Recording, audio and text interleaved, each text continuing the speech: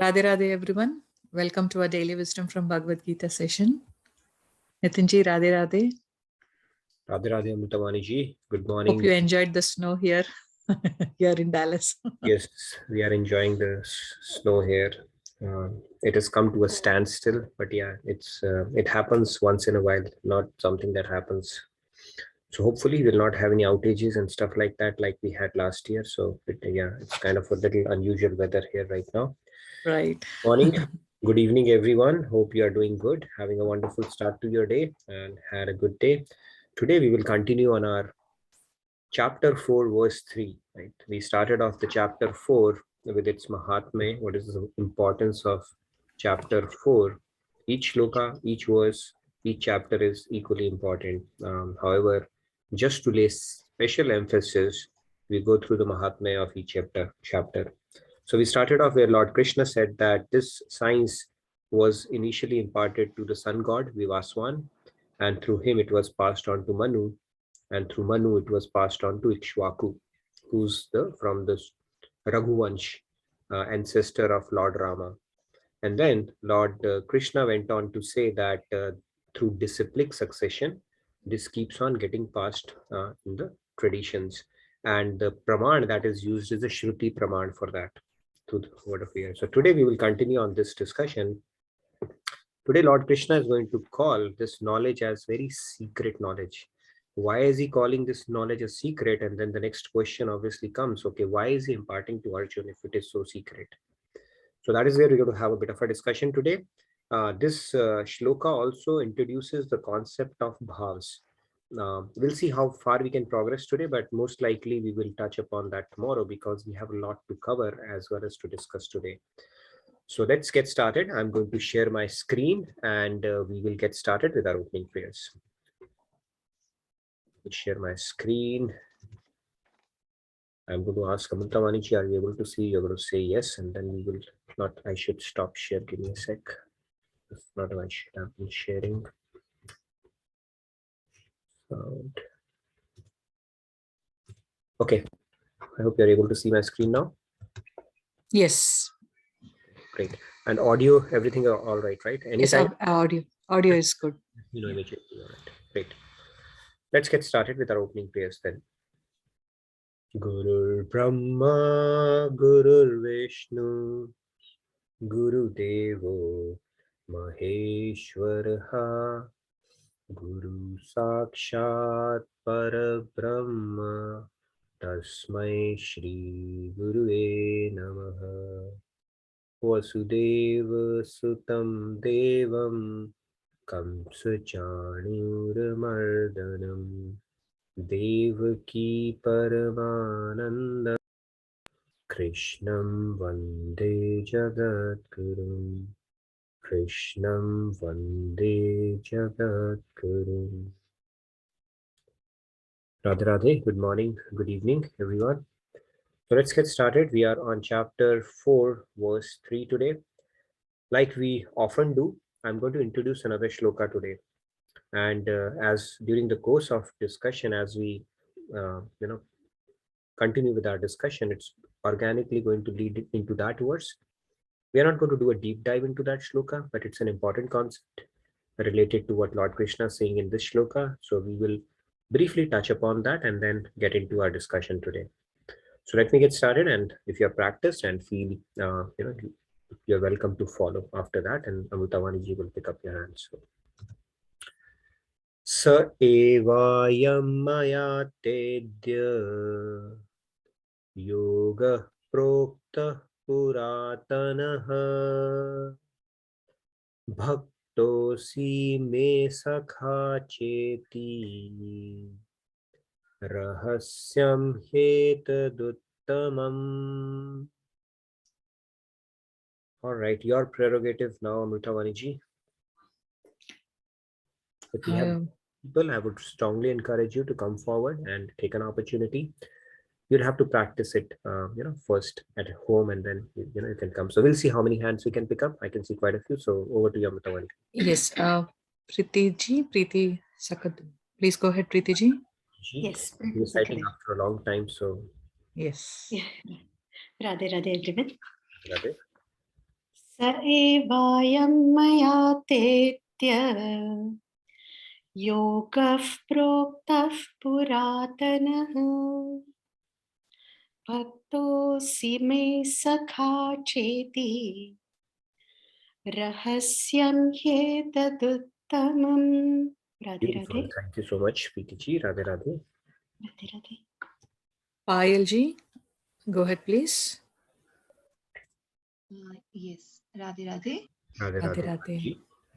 स एवायं मया तेद्य योगः प्रोक्तः पुरातनः भक्तोऽस्मि मे सखा चेति रहस्यं ह्येतदुत्तमम्। Radhe Uttamam. Radhe. Very nice, Payal ji. Radhe Radhe. You joining us from Jaipur, if I remember it? Yes. Okay. Very nice. Very nicely recited. Thank you. Let's pick up Thank few you. more hands, Patawani. Yes. I'll give it to Ashutosh ji. Go ahead please. Radhe Radhe. Radhe Radhe ji. Toshi. स एवायं मया तेद्य योगः प्रोक्तः पुरातनः भक्तोऽसि मे सखा चेति रहस्यं ह्येतद् उत्तमम्। Wonderful. Radhe Radhe. Very nice, Ashutoshi. I'm just saying for new names, Nitin ji, because I see everyone. Okay, let me give it to Shali ji. Go ahead, Shali ji. Radhe Radhe Nitin ji. Radhe Radhe, Shadi ji. स एवायं मया तेद्य योगः प्रोक्तः पुरातनः भक्तोऽसि मे सखा चेति रहस्यं ह्येतदुत्तमम्। Very Radhe nice, Radhe. Shadi ji, and congratulations for becoming new again today. Thank you. So let's pick up few more hands. Yes. Kamalesh ji, go ahead please. Please go ahead. Radhe Radhe. Radhe Radhe Radhe. स एवायं मया तेद्य योगः प्रोक्तः पुरातनः भक्तोऽसि मे सखा चेति रहस्यं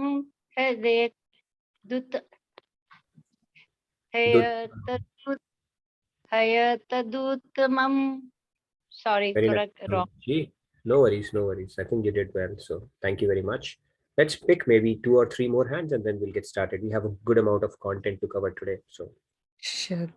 with 3 Nitin more. ji, I've seen in SMX sessions anything with Swami ji, if they turn on the camera only, they give a chance to talk. So maybe. Yeah, please. I would strongly encourage all of you to turn on your cameras. That would be very nice.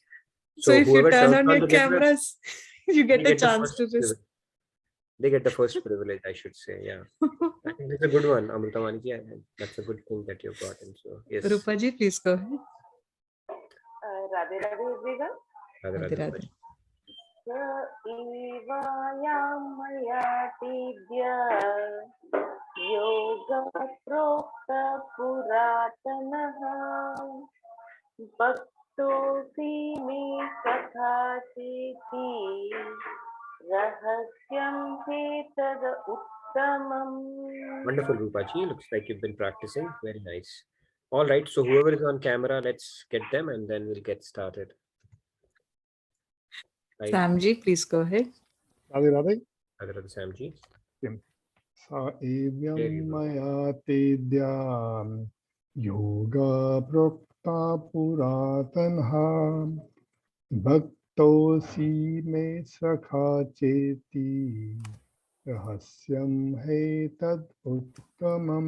Radhe Radhe. Radhe Radhe, very nice. 2 more and then we'll get started. Okay. I think. Sure. Yeah. I'll give it to Pragi ji. Go ahead, please. And then one more. Yeah. And then we'll get started. Yes, Pragi ji, please go ahead. Radhe Radhe. Radhe Radhe. स एवायं मया तेद्य योगः प्रोक्तः पुरातनः भक्तोऽसि मे सखा चेति रहस्यं हि तद् उत्तमम्. Wonderful, Prabhiji. Very nice. Last one, Thank you, and then Radha. we started. If you don't get a chance, we'll pick you up tomorrow. I think. Udayji, please go ahead. Yeah, Radhe Radhe. स एवायं मया तेद्य योगः प्रोक्त पुरातनः भक्तोऽसि मे सखा चेति रहस्यं हेतदुत्तमम्.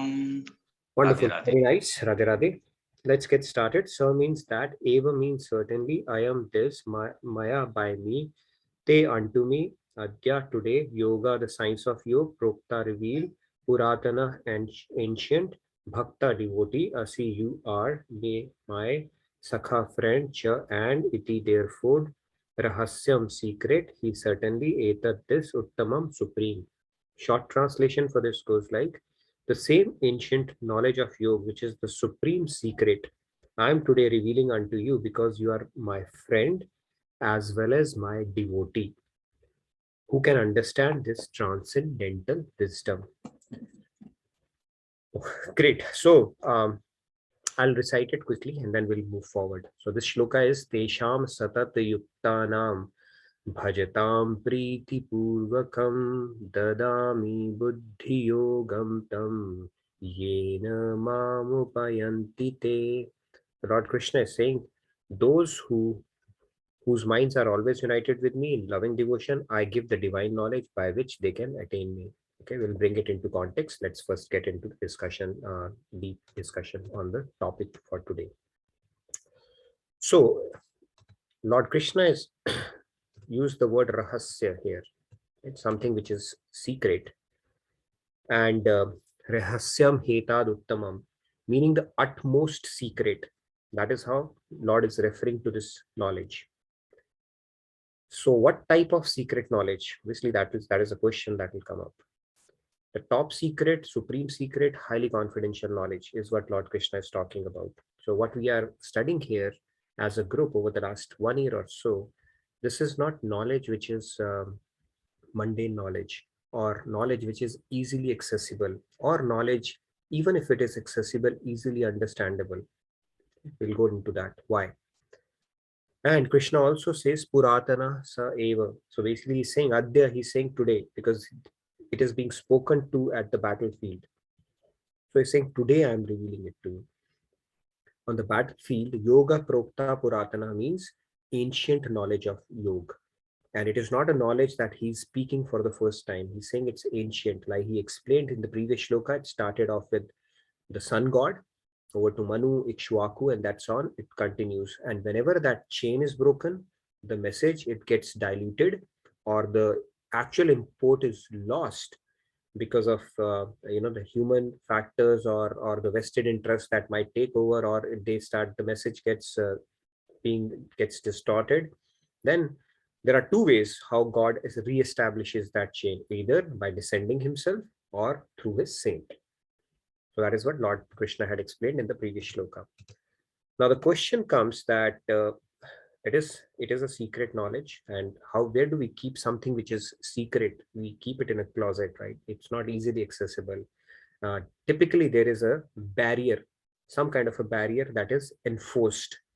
Like I'm in a security domain, not everything is accessible to everybody, and in fact the terminology that is used in security spaces, principle of least privilege. You get access to only the stuff that you should actually be should have rightful privilege to, not something that it's not available in free front. And same goes with the spiritual knowledge as well. So he's using the word secret. So Lord Krishna is telling Arjun that the ancient science being imparted to him is an uncommonly known secret. It is not accessible and it is not even revealed.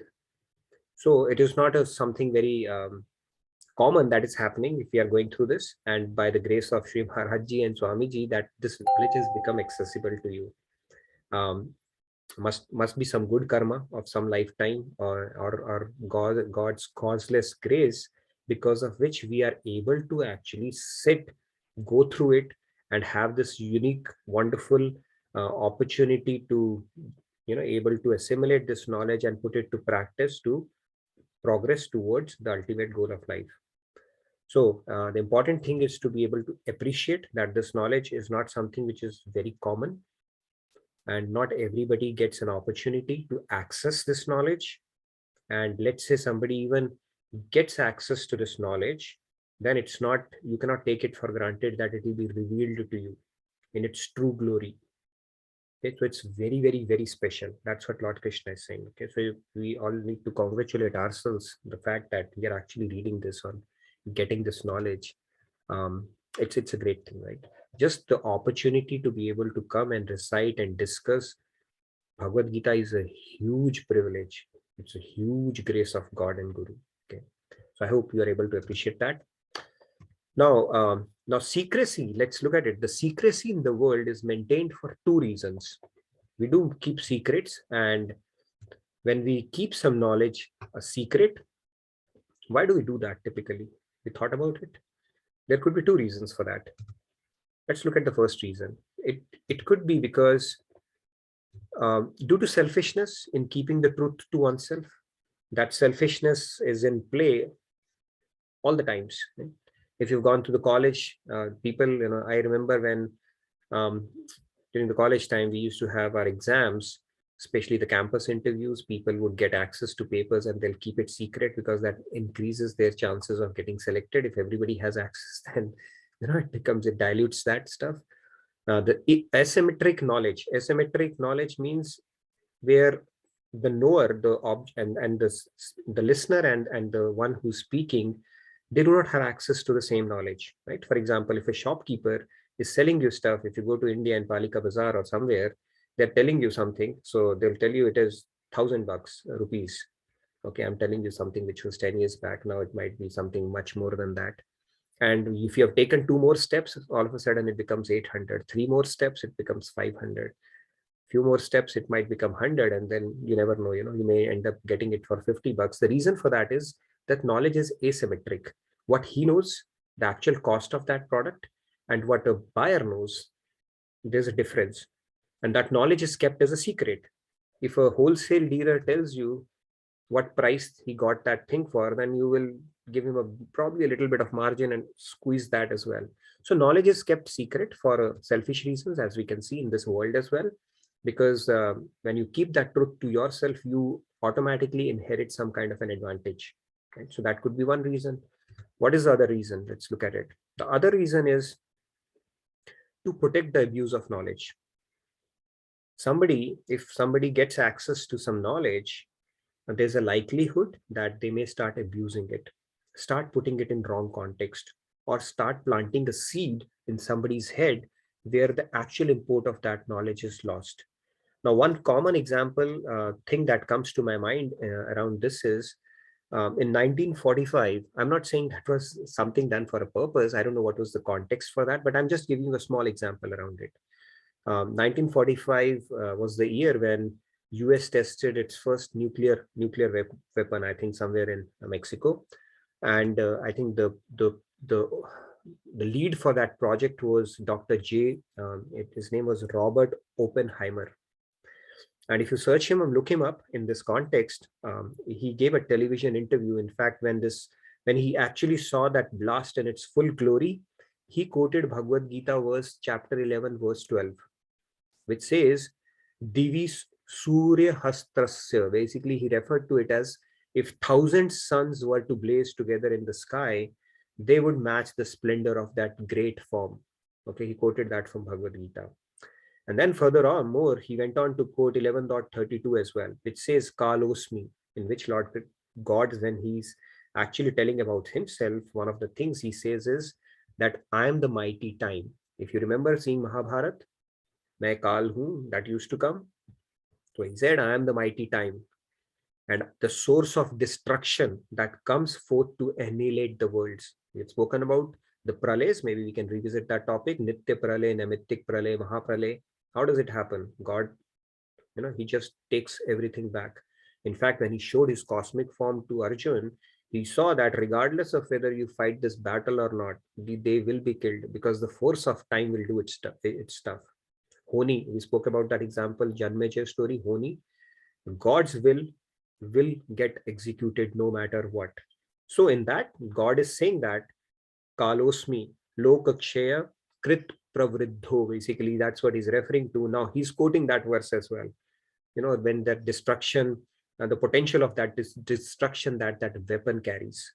So those kind of things can actually be misconstrued in that context, right? So if somebody starts relating Bhagavad Gita to that, and they will say, okay, it was talking like that. So it's out of context. You don't get the big picture part of it. And there is a likelihood that that knowledge can start getting misquoted and abused as well. So that is another reason why secrecy is maintained in this world.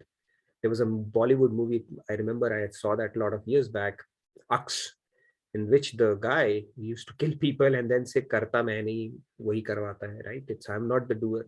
God is making me do it. So when you don't understand the knowledge, or you understand it, but your vessel is tamasic or rajasic, you will interpret it that way only. So even though, first of all, that knowledge you don't have access to, secondly, even if you have access, doesn't mean it's truly revealed. It's revealed to you in its true glory. And these are some of the reasons why some of the times there is an opportunity for people to abuse it as well. However, these are the two reasons, material reasons we have looked at why somebody would keep a knowledge secret, to use it to their advantage.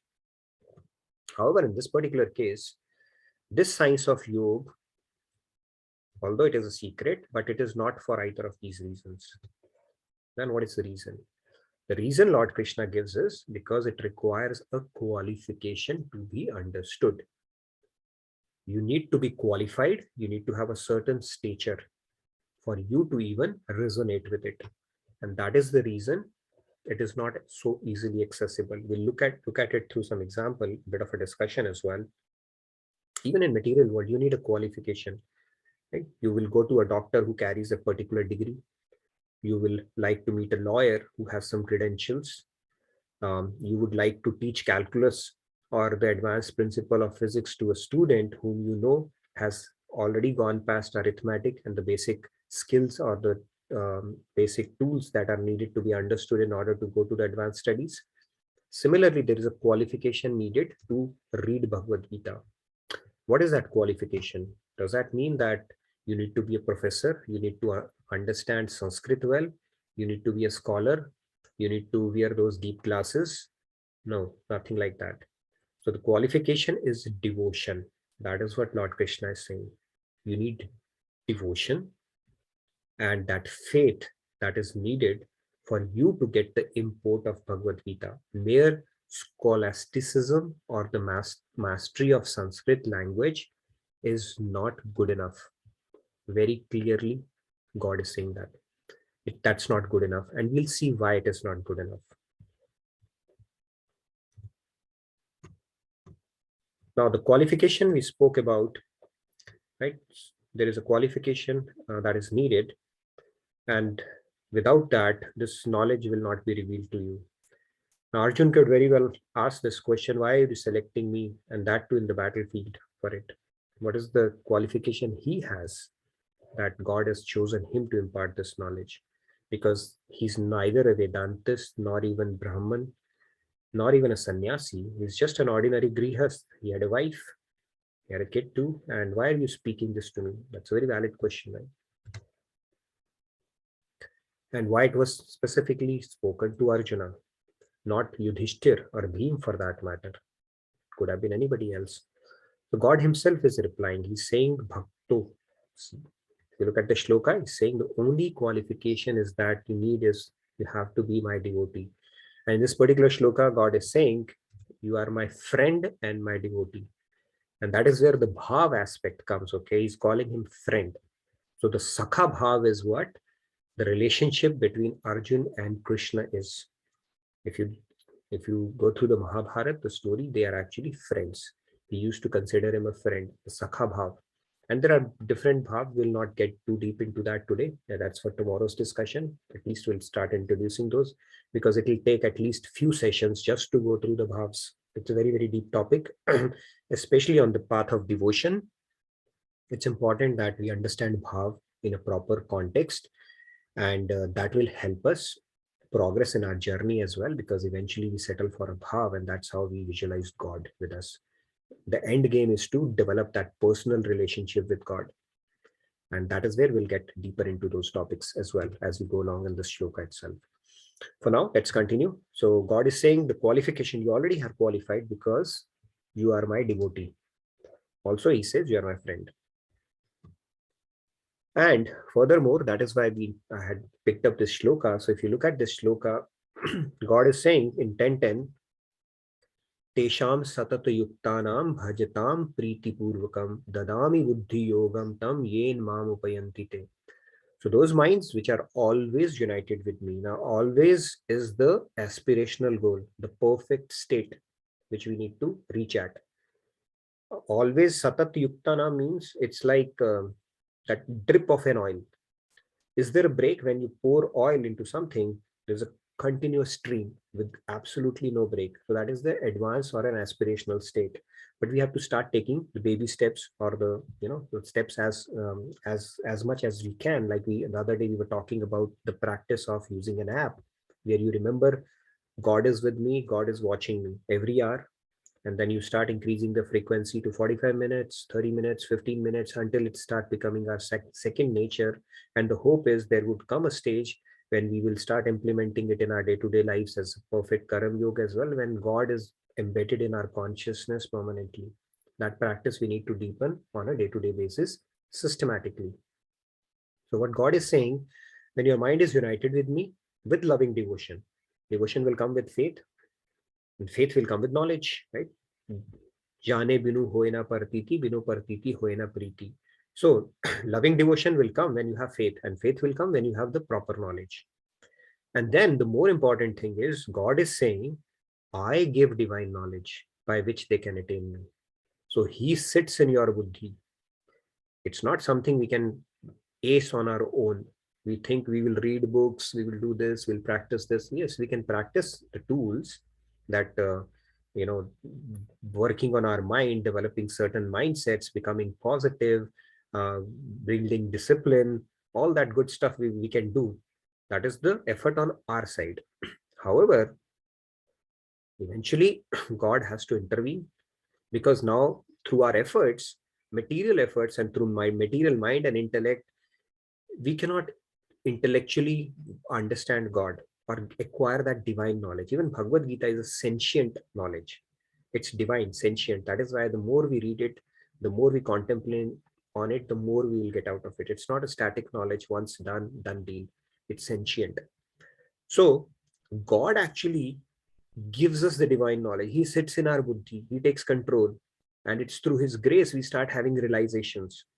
The realized knowledge becomes practical knowledge. Otherwise, it's pure theory.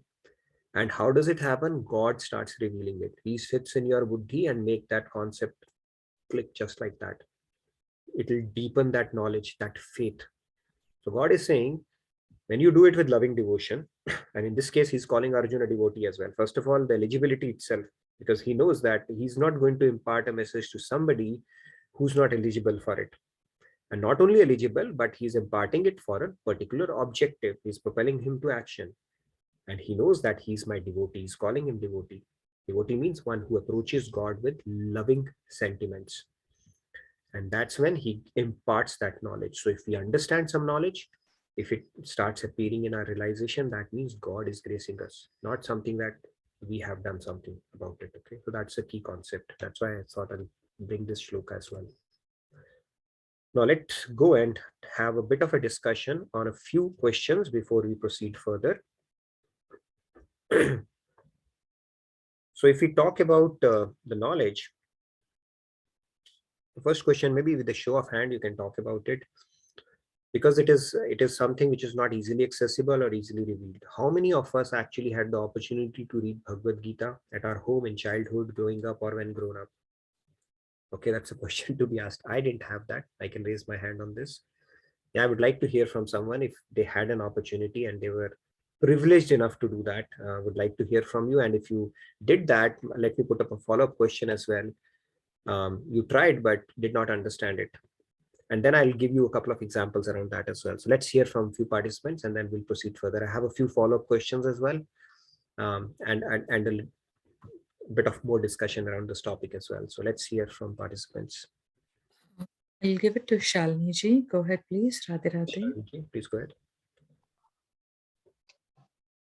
Radhe Radhe ji. Radhe Radhe, Shalini ji. Yeah, I was very privileged to have a household where spirituality or discussing or asking questions about spiritual texts was a norm. Most of our summer vacations were spent in Haridwar, where we used to, my parents used to take us to various satsangs that were happening around. And I remember I was in grade 7 when I first picked up a simple Hindi version of the Gita, which was a small Gita. I think it was by the Gita Press, Gorakhpur. Okay. And it aroused a lot of interest. And then okay, you have your student years, life happens, but by the side, I kept exploring different Gita commentaries by different people. I read Yogananda Paramahansa's text, and I'm right now also reading Chinmayanand Swami ji's text, then Prabhupada ji's text, commentaries.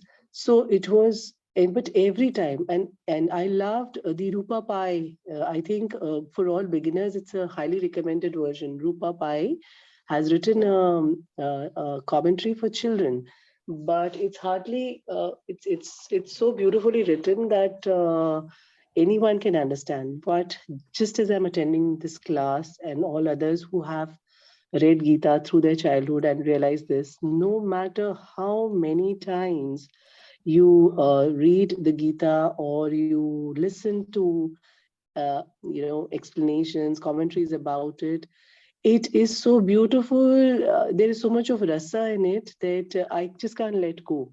So yeah, so that's it. That's my journey with the Gita, and I think it's one book I'm totally fascinated with it. And I often used it in my, let's say, less understanding years. Is there a bell? Is that all I'm supposed to speak, or can I say another line?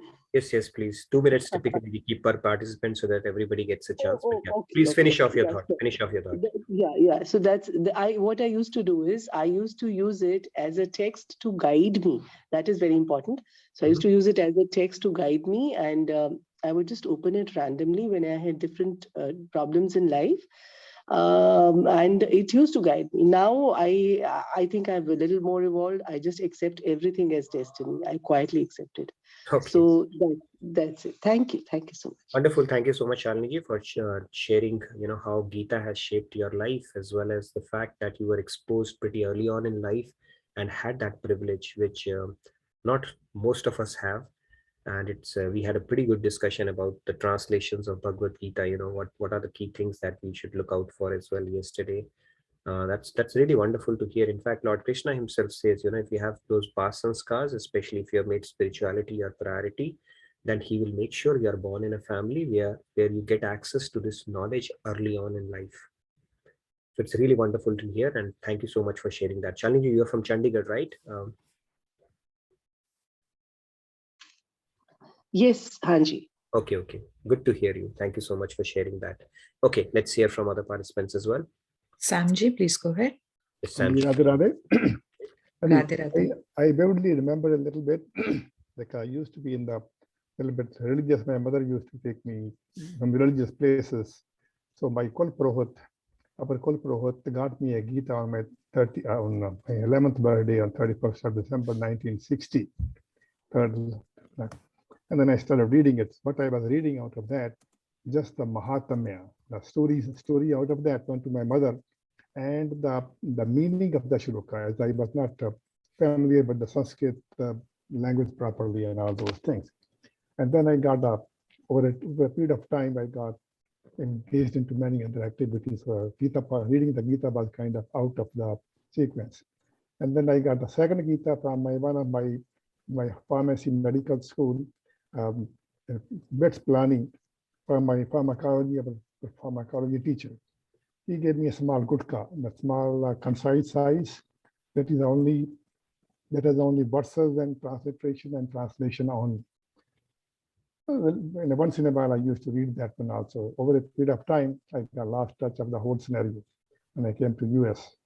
But now for the last 5, 10 years, 15 years, I was following my Swamiji, my Guruji in Miami, Jyotirmanandaji, and I was reading that book, Gita also. But lately now, for the last 1 year, I'm attached with JK Yoga also, because that book I bought online as well as I have a physical copy also. And that gives it better meaning. And on top of that, you are very learned, you are teaching in such a nice way that I can't miss it. That's what I requested you many times, to send me everything so that I don't lose a text of any kind. Radhe Radhe. Thank you. Thank you, Samji, for sharing that. Looks like Bhagavad Gita has been knocking on your door for a while now. And now you've gotten an opportunity to really immerse yourself into it. So wonderful. Still remember you started, you were one of the first participants who started on this session. So right from day one, you've been very you're right. Yeah, been a privilege to have you in these sessions. But my only problem is time to time I have to go out of my town. Right now I'm in Palo Alto with my son. No worries. We'll make sure you don't miss out on anything, and we keep revisiting things. Thank you. Okay, so be rest assured. No worries. Yes, let's hear for. And I have brought in a couple of other things. By the way, people who have a friendly disposition towards Krishna, but they are not devotees, do they understand the transcendental knowledge as well, right? So we'll pick up on that. Let's hear from a few participants, and then I'll build on this discussion. Preeti ji, please go ahead. Radhe Radhe. Radhe Radhe. I would, yes, for me, Bhagavad Gita has been with me from my childhood. We used to chant it a lot, only chanting. Nobody ever read it. Nobody ever kind of, tried to implement those concepts which we understand today. But we used to chant. Secondly, my Bharatnatyam dancer, my Bharatnatyam teacher, she's an ardent follower of Bhagavad Gita. Till date, I am influenced by the way she connects dance, Bharatnatyam dance and Bhagavad Gita together. Wonderful. And the third thing I would like to say, that in one of my reunions, my school friends reunions, I have a friend who said that whenever she has a problem, she just opens the book, Bhagavad Gita, and whichever verse it is the solution for her problem. Like, I was simply awestruck. I said, how could that be? And then I said, okay, that incident remained in my head for some time. And then I started looking for Bhagavad Gita here and there. I have 3-4 editions. But then it so happened that Devdutt Patnaik's Bhagavad Gita, which is called My Gita, which he calls as My Gita, is a thematic version. It is not verse by verse. It is not chapter by chapter. It is a thematic version, like a story. I read it and I really liked it. Then I thought, okay, let me try. I bought this edition and that, but nothing struck. I mean, the sentences would be kilometers long and I would lose the track of it. The beginning of the sentence, by the time the sentence ended, then I kept it aside. When I started reading Swamiji's Bhagavad Gita, I said, yes, this is it. I can understand. I can believe. My friend said that whichever verse she opens is the solution to her problem. Yes. So that is my journey. Chanting has been very dear to me, and maybe my Bharatnatyam dancer has a big role in that, but that is that. Radhe Radhe. Wonderful, Preeti ji. That's very true what your friend is saying. A lot of people can vouch for it. People who approach Bhagavad Gita with a lot of faith and devotion and really believe that Lord Krishna is going to talk to them for whatever problem they are facing. I'm sure a lot of them can vouch for it, that when you open something, you'll get the message that you've been searching for. It happens so beautifully. And I think you've been dabbling with the Bhagavad Gita for a while as well. That's really great, actually. You're one of those fortunate souls, I must say that, who have that spark and who have gotten that opportunity as well. So wonderful. Great to hear you, Preeti ji. And thank you for sharing your insights around that. All right, let's hear. I can see quite a few other hands raised. Let's hear out from them. And I've added another question here. Just because you have a friendly disposition towards spirituality or Lord Krishna, is that good enough or not? And let me add a few more things to that. Okay, let's hear a couple of participants, and then I'll add to some of the concepts, even when we read it, how it can be interpreted, and unless, of course, it's coming through some bona fide source, or we are reading it with a particular kind of a predisposition, then there are chances even the best of the messages can get distorted in our head. Yes, let's hear Amritamani, if you can call upon. Yes, Kamlesh, please go ahead. Yes, Radhe Radhe. Radhe. Radhe Radhe. Radhe I Radhe. would like to say I had a great intuition about how people recite Gita in Sanskrit. Great love for that. And there was a urge in me to learn how to read it, but that was not completed. I could not satisfy that. Last 3 years in 2019, I was in California. There I got an opportunity to talk with Ajay. Okay. We had a telephonic call every day at 3:30 to 4:30. We used to recite, and he explains me Gita. Oh, very nice. I had a great inclination, but I did not understand the meaning of it. I read Gita many times. Sometimes I was so confused. Sometimes it says you do Karam Yoga, sometimes Bhakti. I got confused. So when I met Ajay on telephone, he explained me and I got more interested in Gita. From that very day, I'm so inclined. I read it every day.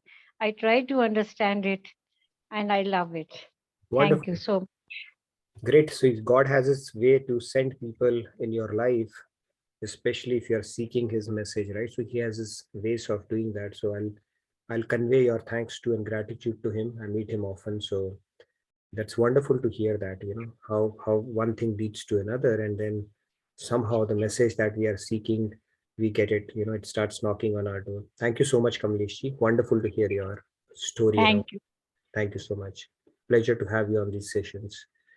Yes, I can see a few more hands today. Amritamani, it's your prerogative now. Please go ahead, Sumeshji. Sorry, I was on mute. Sumeshji. In my school time, I had read Bhagavad Gita, but not so many slokas. Few slokas was there and short translation. So I had not understand the real meaning of Gita. Radhe Radhe. Thank you for sharing that. Yes, yeah, I never got an opportunity. In fact, I remember vaguely we had in my paternal grandmother's place one big Gita sar. What have you brought that you'll get with you? It never made sense. So people used to say, this whole summary of Bhagavad Gita is like as if the humans are going to live for one day only. Never thought beyond that. I tried reading it a few years. I think I shared it my journey as well, but then I couldn't go past 30-40 pages. It was only after I met Swamiji and got the opportunity to read his book, and we had like this group, we used to have a group, book club kind of a group, where we used to read Bhagavad Gita every weekend. That's when some of these concepts started clicking actually. But yeah, it is not something simple that you get access to, or although it is in vogue, people say, I read Bhagavad Gita, but very few have actually gotten an opportunity to read it or truly understand it. But yeah, it's very fashionable to say, yeah, Bhagavad Gita, I've read it. So, but it's not something that is so easily accessible. Even if you look at Bhagavad Gita, right, those concepts, especially if you're not, that knowledge is not coming from a saint, or you get the translation through, God's grace is acting upon you, those concepts can get missed. You may have build your own concepts around the same thing.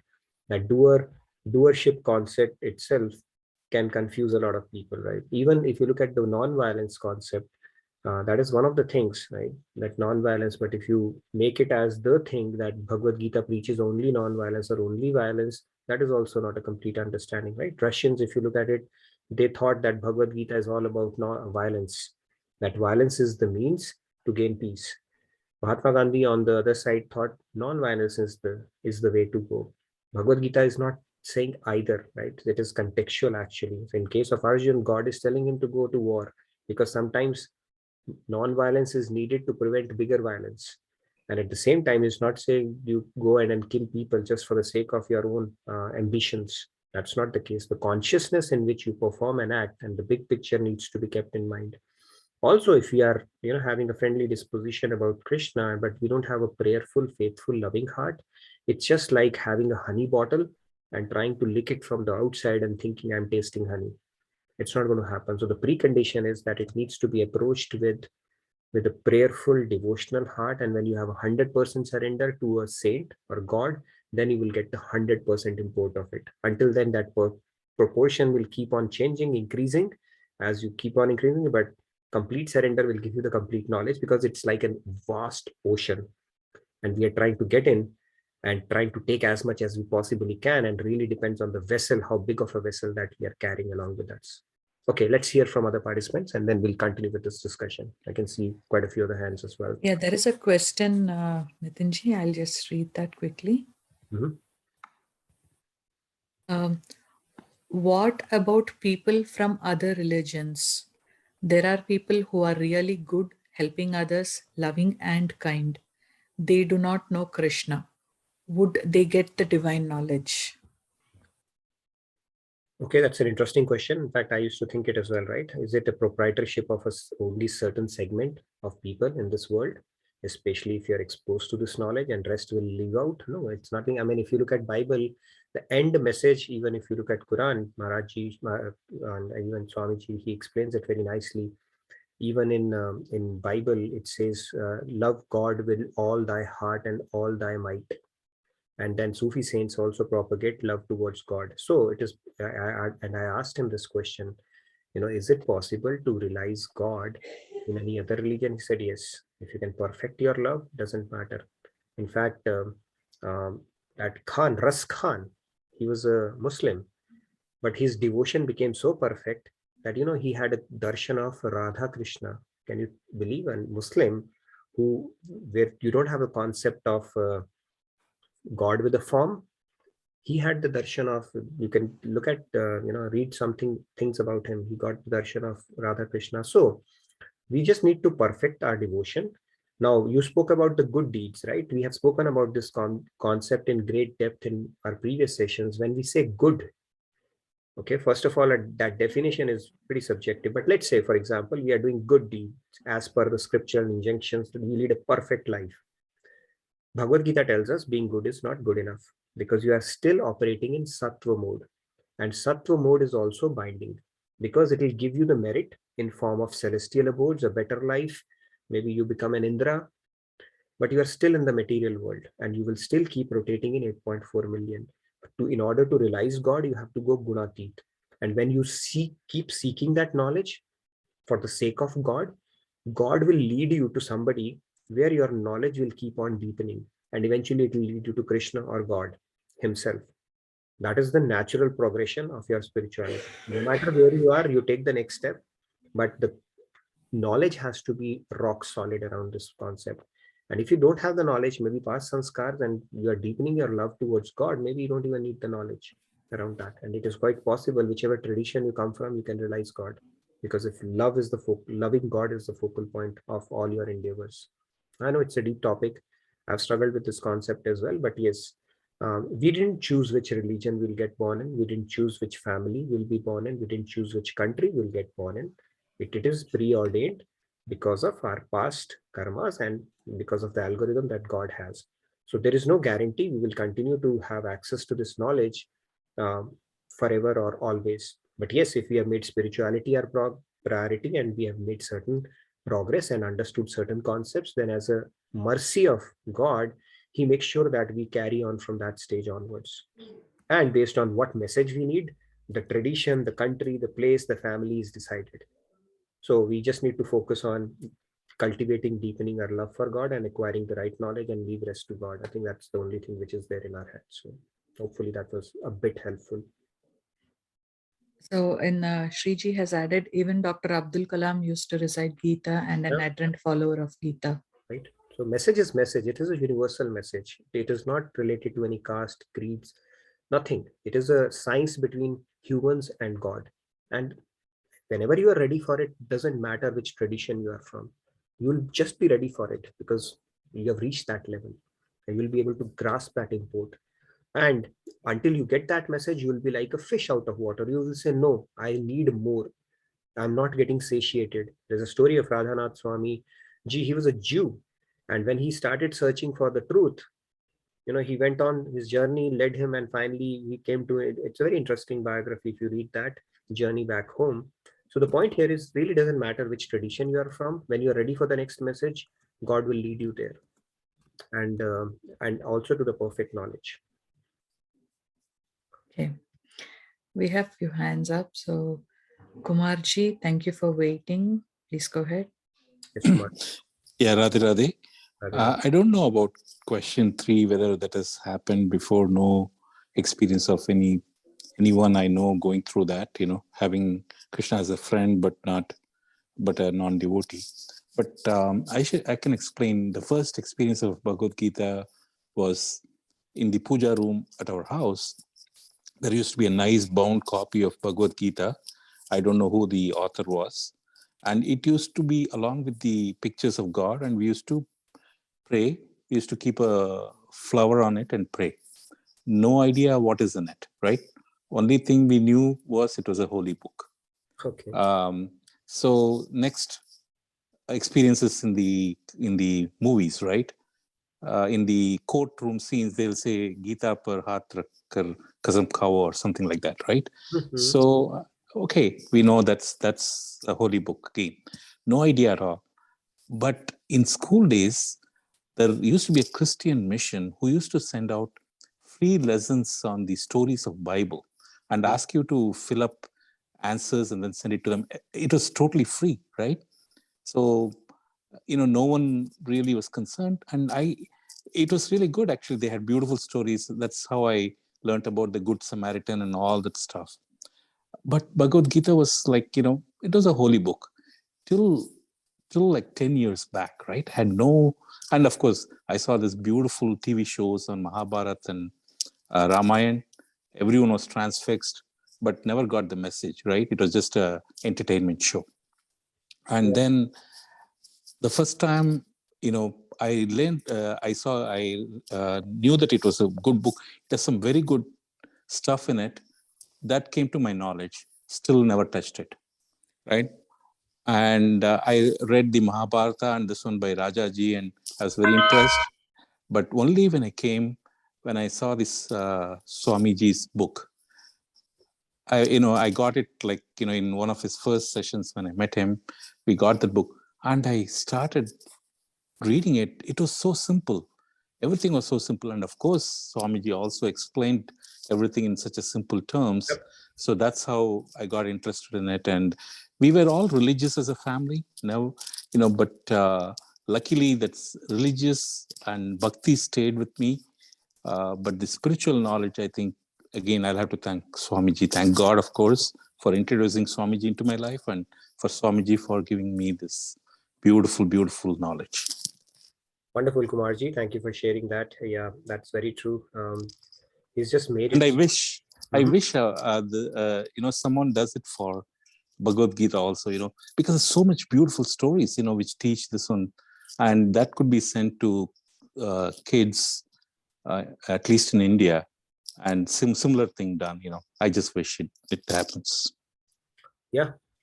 But yeah, he's made this knowledge accessible for us, so we should consider ourselves extremely fortunate to that regard. Yeah, like I always say, the beauty of this commentary is that it is accessible, right from across the entire spectrum, across all age groups. Even if you're starting, you're a beginner, you'll be able to find something for yourself. And if you are an advanced sadhak, still it touches all the aspects, the profound aspects as well, through scriptural references. So there is something in it for everybody, and very logically structured, rational manner it is explained with beautiful stories and analogies. So thank you, Kumarji, for doing that. Let's hear from other participants as well. And please fill out the feedback tracker in the meantime. Tamariji, if you can post that, and we'll continue the conversation. Quite a few hands, so 2 minutes, I think we'll be able to cover at least 5-6 more. Champaji, thank you for waiting. Champaji, Please go ahead. Radhe Radhe. Nitin, beautiful class and beautiful discussion. When it comes to me, I was extremely fortunate to be brought up in a spiritual family. My grandfather was a general secretary of Ramakrishna Mutt, Mysore. Oh, wow. So we used to go with him in our house. Maybe it's authority or respect, we don't know. We never questioned the elders and never complained we don't understand, So we used to go with him. I believe that understanding comes at different level for different people, Even in your class, I may understand at one level and somebody more evolved may understand it better, So I never think it is, the children won't understand, Yep. So we used to go with him. When I was in school, I have gone to listen to Chinmayanandji's Bhagavad Gita classes. I don't think we understood much, but we sort of, he had a very high flown, excellent English, all that we used to appreciate. See, it is like this. Even when you listen to the chanting of Bhagavad Gita, it's, we may not understand, but it is like when Lata Mangeshkar sings, all of us love it. But do we know the rag or tal or anything that she's doing it? Some people may know, but not everybody. Anything for that matter, this Zoom class, do I know how it works scientifically? No, I don't know. But we are all benefiting it. There is no 100% understanding at any level, I take my grandson with me to Bhagavatam class from the age of 3 years. He sits next to me. I don't know whether but he has the discipline to sit for 1 hour next to me. So the seed is there, the seed will be there and it will sprout. So we must start spirituality at an early age and don't think that because we don't understand, we should not start that thing. Thank you. I don't know I made any sense. No, you did, Champaji. It's always a pleasure to hear you. Very true. I think the seeds, they get planted and we really don't know when they will start sprouting. And if I look back at myself as well, even though I was not very religious to begin with, I always had questions, and that not skeptical mind, but questions. But then maybe those seeds which were planted initially on, the parents were more persistent than my tantrums. So because of that, I think something sprouted at a later age, and now I'm reaping the benefit out of it. So we should not give up trying. Keep trying with our kids. We never know when it will bring them back, and that seeds will start sprouting. Beautiful point, Padmaji. Wonderful. Let's hear from other participants as well, and please do fill out the feedback tracker in the meantime. I think we can cover all. If we can, all of us can be within the 2-minute limit or sooner, that will be good. Padmaji, you can go ahead. Thank you for waiting. Radhe. Radhe Radhe. So for me, it was not the reading. We didn't have the access to the book itself, but there was this old, what do you call it? Like the CDs, right? The CD cards, like you just put and play, and cassette, right? Cassette. So it was that. And Dad was very, very spiritual. And it used to be that music, the Bhagavad Gita, that he used to play every Sunday. The whole family is home. Nobody's working. Everybody's not in school. So there used to be that ritual every Sunday. It used to go on. He would just play that. So while we're just playing and doing our thing, that vibrations and the rhythm and the syncing, that kind of stayed with me, with my consciousness. And there was never a question about like what it actually meant, but somehow there was that application without me knowing that rhythm and the sound and the waves and the vibration was something that which always guided me. So there was that innate imprint of that vibrations that I had in me for all the time. But now is the time, that I'm actually participating in Bhagavad Gita class, and I have a copy of Swamiji's book also. So that is my experience. The number 2 thing that I wanted to bring in is my own experience.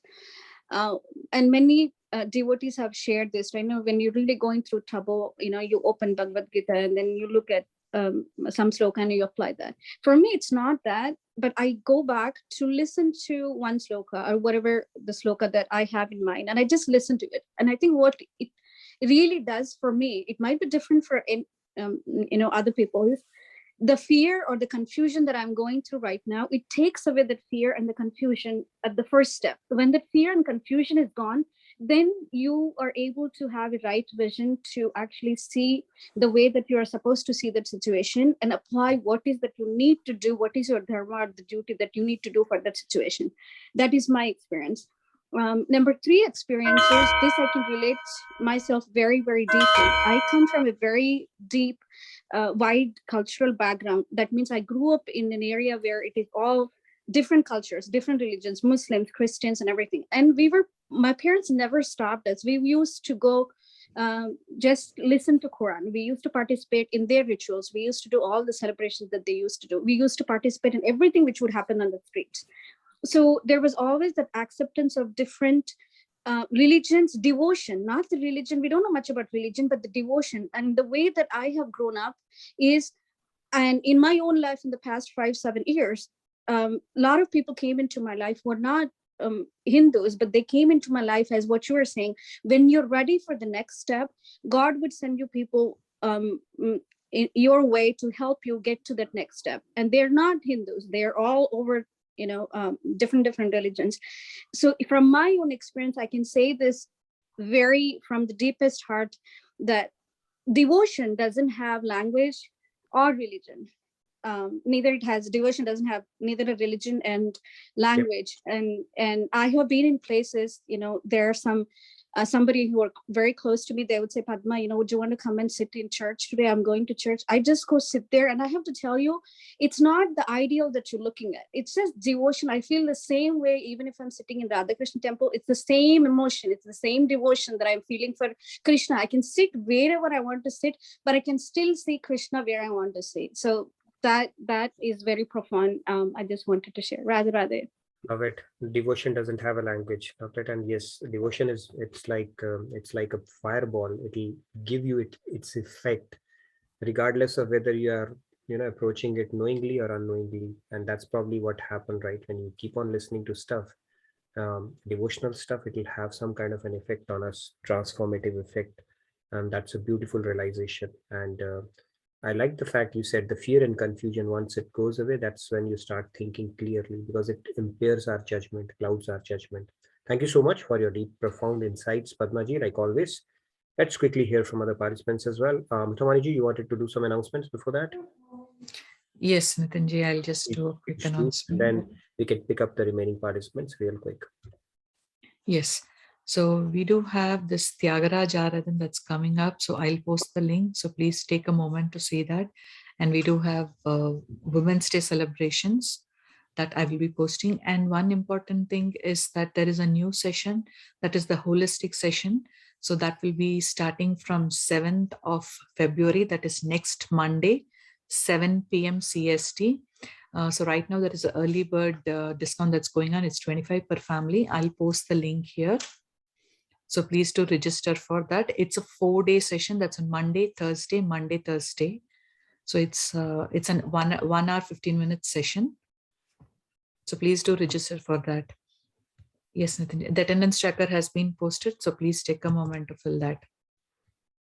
Wonderful. I can see 3 more hands. So you can do the eeny, meeny, miny, mo for that. Sure. Yes. Seemaji, go ahead, please. Yes. Radhe. Can you please?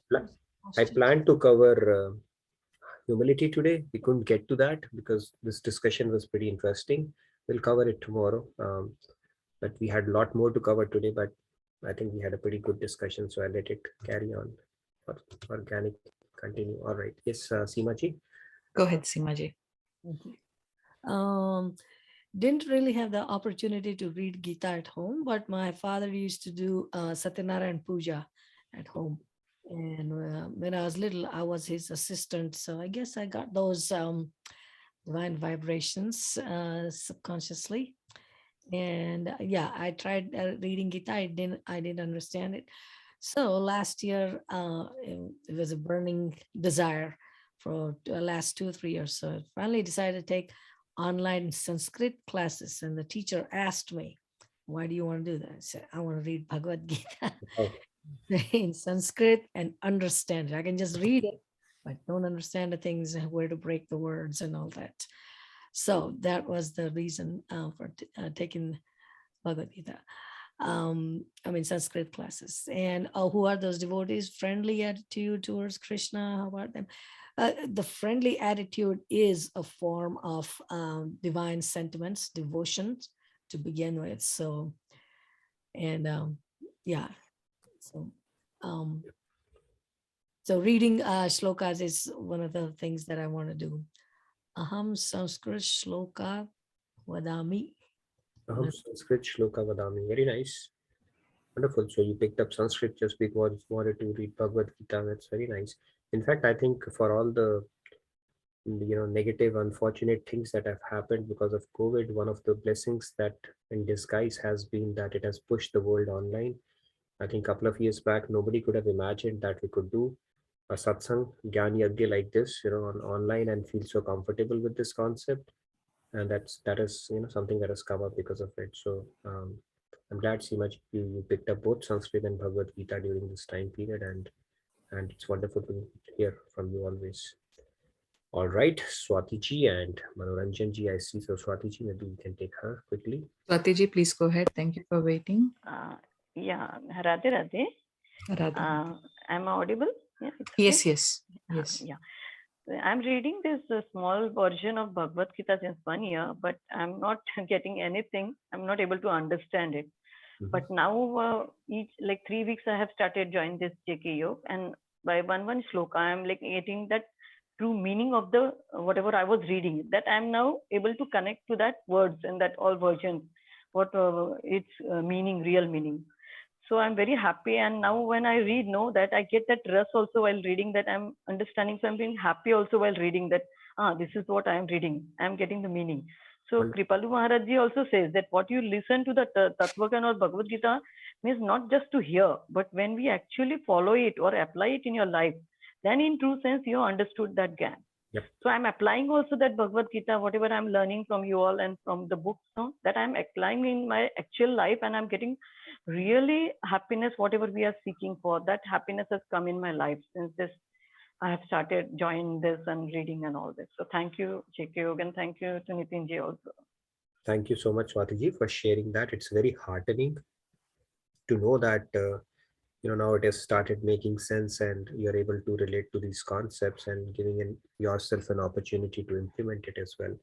That is wonderful. That is the whole idea behind having these classes, so that we can pick up something and contemplate it deep enough and then start practicing it. See, we have our life as a laboratory to actually see, okay, this is what Bhagavad Gita says. If I pick this concept and apply it in my life, you can actually treat it like a laboratory. Your relations, your friends, your work, place, and the surge of emotions that we keep on getting throughout our days, and start applying these principles to see what kind of results we get. So it's a beautiful way. We pick up a knowledge, we do it every day, and then start experimenting in the world, applying this knowledge. And when you start seeing the results, you'll say, wow, now I'm getting control over my emotions, and I'm so much more in control. I'm getting that confidence, and that connect with divinity will start establishing gradually as well. That is the most important part of having these sessions. So wonderful to hear that, Swati ji, and thank you for sharing it. Manoranjan ji, please go ahead. Thank you for waiting. I hope you're not going to ask a very tricky question today. No, absolutely. I would like to first of all thank all of you. You are indeed doing a great job, and I love this discussion. Lot of insights. So first of all, I will thank each and every participants for this wonderful insight. Just to add on to this, I would like to say that we all, what I understand from the discussion, that some way or the other, our culture is like that only, that we are associated with Bhagavad Gita from our childhood only, from our birth only. Even if we understand or not, but somehow or the other, somebody is worshipping the book, somebody is trying to read it, trying to understand it, but has not understood. But somehow or the other, we are associated with it. So this is the beauty of our culture. Because in Odia, because I am from Odisha, India. In Odia, there is a saying. Did we lose? Gita.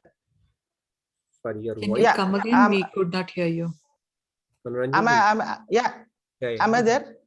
Yes. Yes, yes. we can hear you now. We can hear you now. If you can repeat it. Yeah, what I'm saying, it says that ruchu naruchu kha pita buju na buju pahada Gita.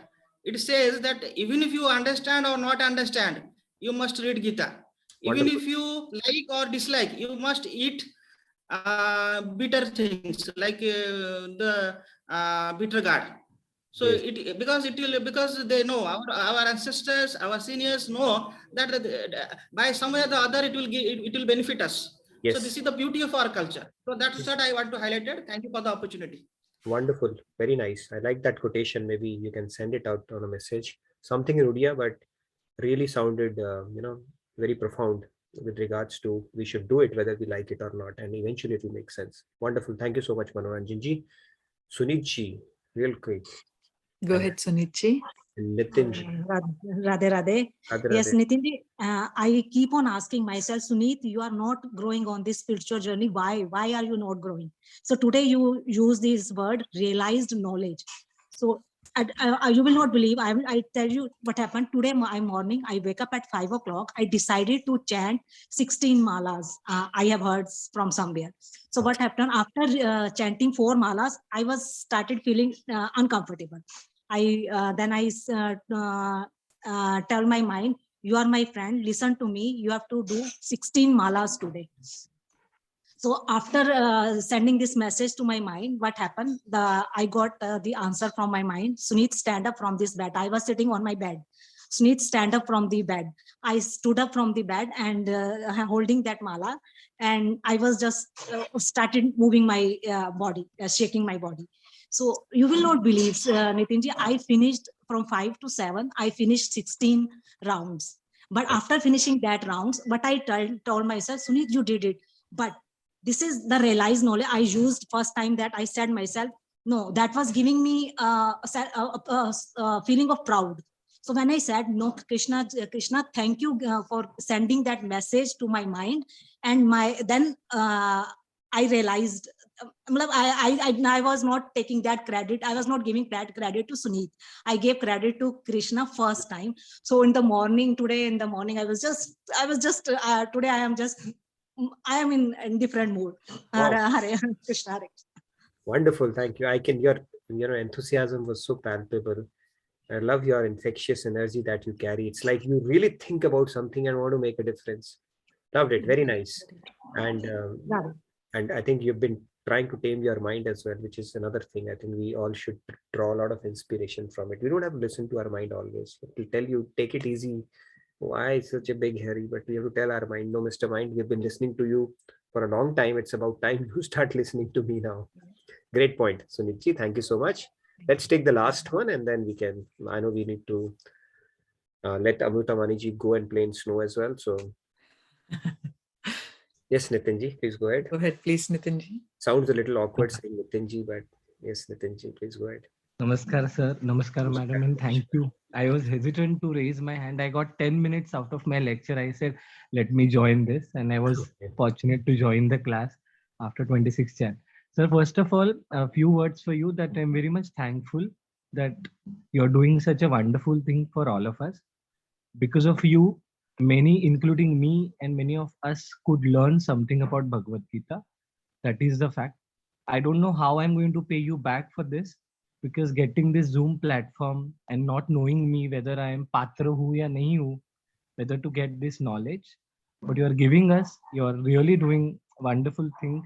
Really, I'm so thankful. I don't know how I have to pay you back, because nothing comes free in this world and I'm getting this free of cost. So I really, sometimes I feel what I've done for you, so I'm getting all this. Second thing that is, I want to say that you have such an ability to hold us away from Maya, because we are so much attached to these worldly things. So that is nicely done in a proper way in which we understand in our simpler language for us. Bhagavad Gita, yes, it's a very difficult scripture. I never ever was able to understand, though I've taken a Sanskrit when I was in 8th class, 8, 9, 10th, but I was not able to understand. But last thing, sir, I'll only say and conclude that right scripture has to be understood in a right way, and that is to be from the right authority. and even the disciple of the right authority. And sir, you are a perfect disciple of Guruji. And really, we are so thankful and blessed that you are in our life and you are giving your valuable time to all of us. And thank you, Amruta Vani madam also, and everybody that they take out time. And thank you for an opportunity you gave me. Thank you very much. Thank you, Nitinji. You said so many things. It's overwhelming, but I need to pass on the credit where it's really due.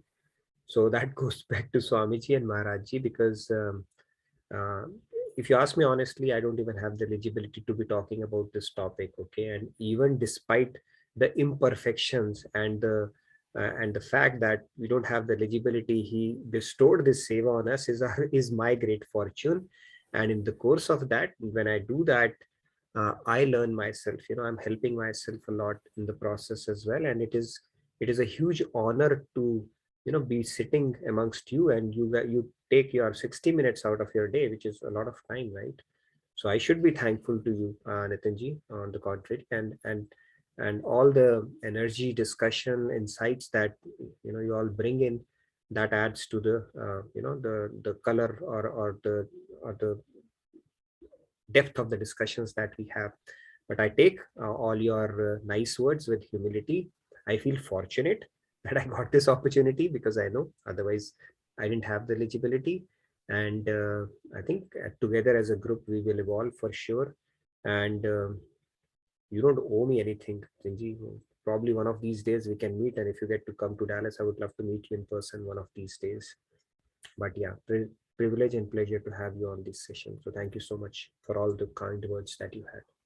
Radhe Radhe. Nitinji, one thing, since Nitinji asked, this is for everyone. Those who we have in the reaction, we have a heart symbol. So on a count of 3, we shall all give our thanks to Nitinji in that form. Okay, on a count of 3, everyone will give that react. 1, 2, 3. Now you're going to make me blush today, huh? Thank you so Nitinji, much. this is all for you. Means a lot. Somebody can take a picture, that will be nice. And I would have loved to have everybody see their faces and do it. Maybe we'll do it one of these days, but thank you so much. It means a lot to me. Once again, if we can, I'll just take a quick pic. Nobody has sent me so many hearts, by the way, Amruta. I feel extremely fortunate today. Thank you, everybody. Yes. Yeah, I mean, I should thank Swamiji and Maharajji for giving me this opportunity. And all of you, I mean, you take out time. So I feel sense of responsibility every day that when you turn up, something you should take away from this session. And so should I as well. So that is always there. And even if it's a very tiring day at office, which is more often the case, I find these sessions very, very refreshing and rejuvenating. So my people at my home, they joke, I come to life at 9 o'clock only. I'm like dead tired by 7:30, 6:37. And by 9 o'clock, it's like something happens and now I'm total fresh, good to go for next couple of hours. So thank you again. Wonderful session. Yes, Seemaji, you had some closing words. Go ahead, please, Seemaji. Yeah, thank you. Thank you for your wonderful session and humility, Nitinji. And then what he was saying, the other Nitinji, was how do we pay back? I think we pay back forward to the next person whoever wants to discuss the wisdom of Bhagavad Gita or whatever. Help them in any way we can spiritually, writing blogs and things like that. Thank you. Wonderful. Very nice. Yes, one way to, I think, not pay me back, but in general, Bhagavad Gita or Lord Krishna is to see if you can find opportunities to do some seva. I think that will be really nice. And it's a good way to get engaged. It's spiritually very beneficial when we start getting engaged in seva. At least that's what I've learned from my experience. So if you feel inspired, you have time, even if it's a little bit of time, do take an opportunity, write to me. We'll find some opportunity. Okay, one way to continue building momentum on this journey is to start doing seva. Trust me, it has a really purifying effect as we go along, because it is something that you are doing which is not related to your own self-interest. And when we do something which is not related, just doing it for ourselves, it is very purifying. It uplifts, and we start deriving a lot of inspiration, energy, and positivity out of it. I mean, maybe Amritavani, she can give a testimonial one of these days. She's a classic case. That is why she got so many hearts today. Started off with Seva, and there's no looking back. So Seva is the very, what you call that, great way of fast tracking and accelerating our spiritual journey. And yeah, seek out for an opportunity. Write to me, let me know. We can enable something very small. It could be something sharing somewhere, telling somebody, writing, anything that you can bring to the table. That will be helpful. All right, we can do our closing prayers. Good session, and tomorrow we will continue on this. This particular topic verse is very important. It introduces those 5 bhavs, and those are the bhavs that will help us in this journey as well. Because the end game is to start building a personal connect with God, not thinking God as somebody so big and I am so small. Why would he even care about me? But we start building a personal connect with God. And there are different bhavs or emotions through which you can start associating with God. And that is where we'll go deep, along with some stories and examples, and then bring in some concepts of bhakti as well. So I'm looking forward to those conversations, and hope to see you tomorrow. And Nitinji, just 1 minute. Actually, Shyamji was raising hand for reciting, Shyamji. and this he didn't get a chance. So Yes, Shyamji, please. It's always a pleasure to hear you. Let's hear out from you. Radhe Radhe. Thank you so much for calling me. Just wanted to share my thoughts on Gita, because my grandfather used to read Gita. But that time I had no clue what he was reading. I just used to see his pothi, the book stand. I love that book stand. That's it. So I still have it with me right now. But after a few years, when I started Gita, your voice broke off, Shyam. I told you also, I could not understand single word of it. I read. Is it okay now? Better now? Yeah, it breaks in between. Hopefully, it's all right now. Can you hear me now? Yes, we can hear you.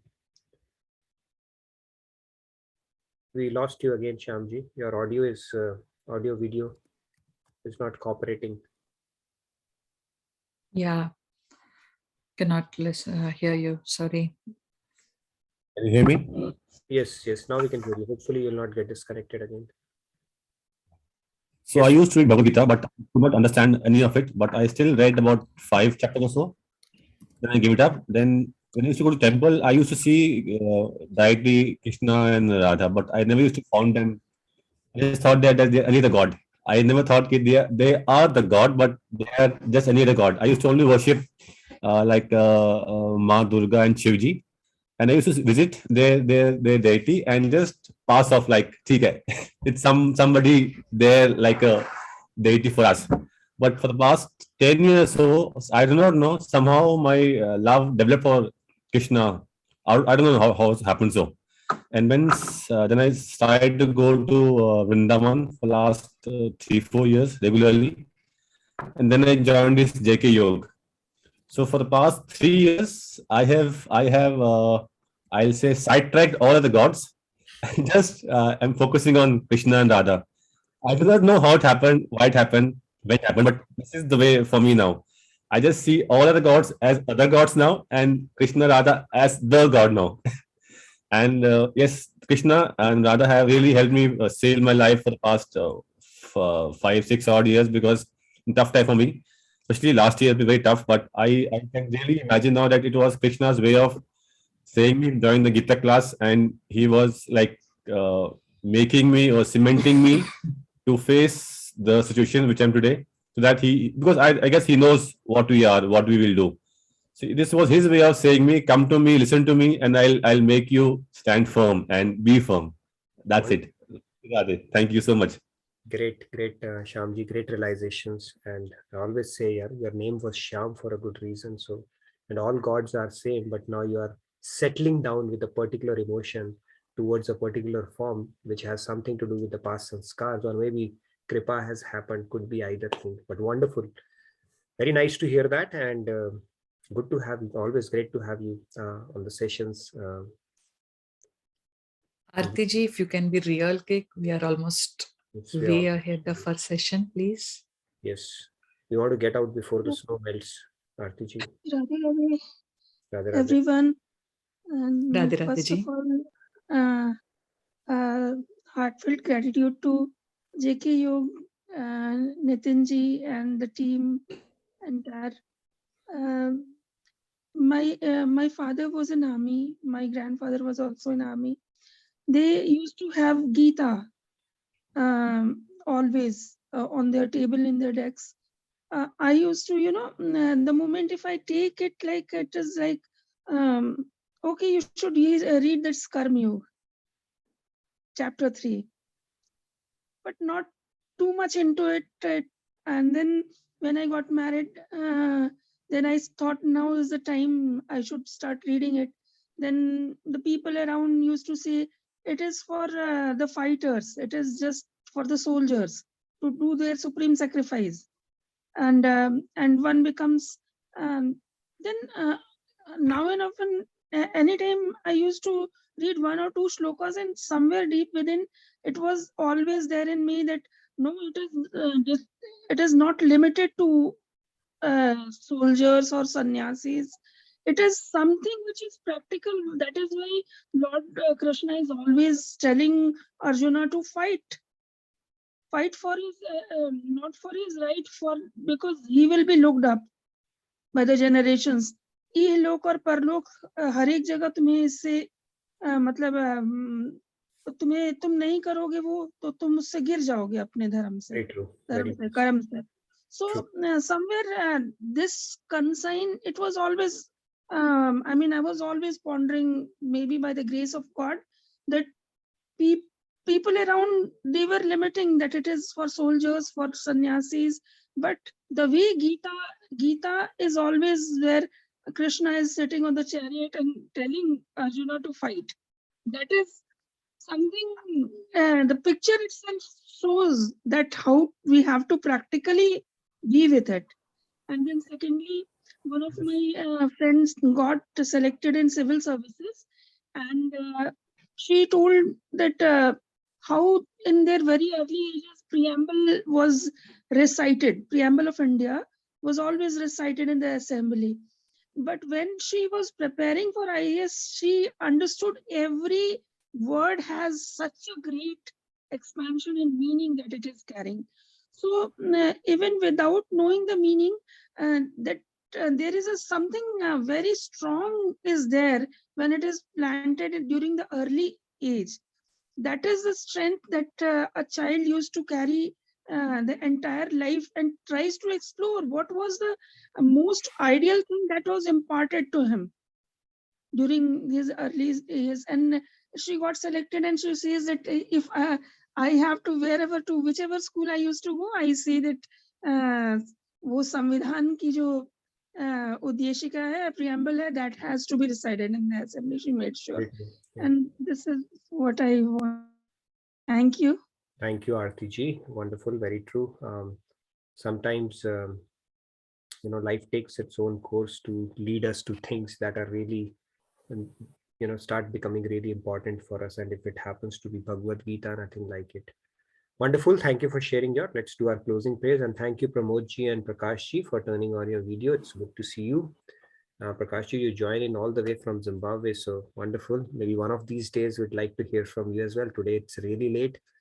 So good to see you, and Pramod ji, good to see you as well. To encourage participants to turn on their videos, especially when they recite. Amruta Vani ji has already put a rule for recitation starting today. And otherwise also, when you interact, I think it always helps if you turn on your cameras. Om Sarve Bhavantu Sukhinaha, Sarve Santu Niramaya, Sarve Bhadrani Pashyantu, Ma Kaschit Dukha Bhag Bhavet. Om Shanti Shanti Shanti. Radhe Radhe, have a wonderful day and a great day ahead. And Payal ji, good to see you as well. You've turned on your camera. Great.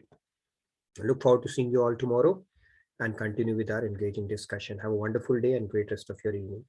Radhe Radhe. Thank you so much, everyone. Nitin ji, thank you so much.